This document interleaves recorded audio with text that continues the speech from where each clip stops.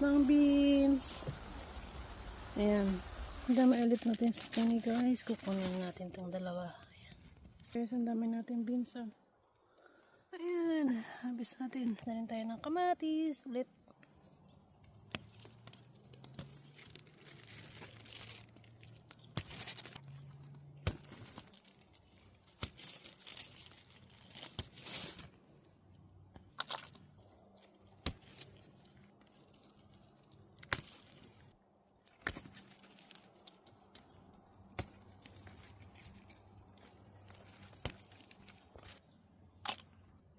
Yellow beans naman.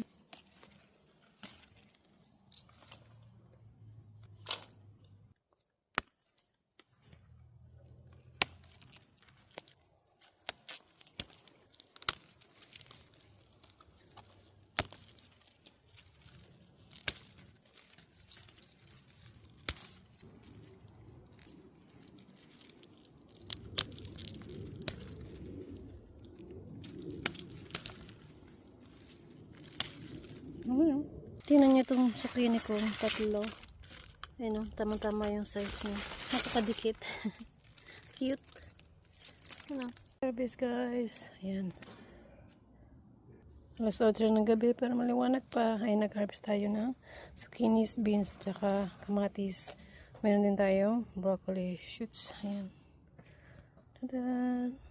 Pangguli na ulit. Guys, nagdagan pa natin ng broccoli, tsaka ilang pieces. Ayan. Guys, ang ating harvest for today's video. Ang dami nating zucchini, iba-iba. May mas malaki at yung katamtaman, masarap sa stir fry. Ito masarap pang bake. Ayan, gawing muffin or bread. Meron din tayong flat beans. Ayan, ang dami natin nakuha today. Meron din tayong regular beans at purple beans, tsaka yellow. Ayan. At konting peas kasi na-harvest ko na lahat ng peas ko. Ayan, meron na tayong hinog na kamatis. Ito rin ang ating broccoli. Pinagsama-sama ko isang bungkus. Ayan guys, for today's harvest.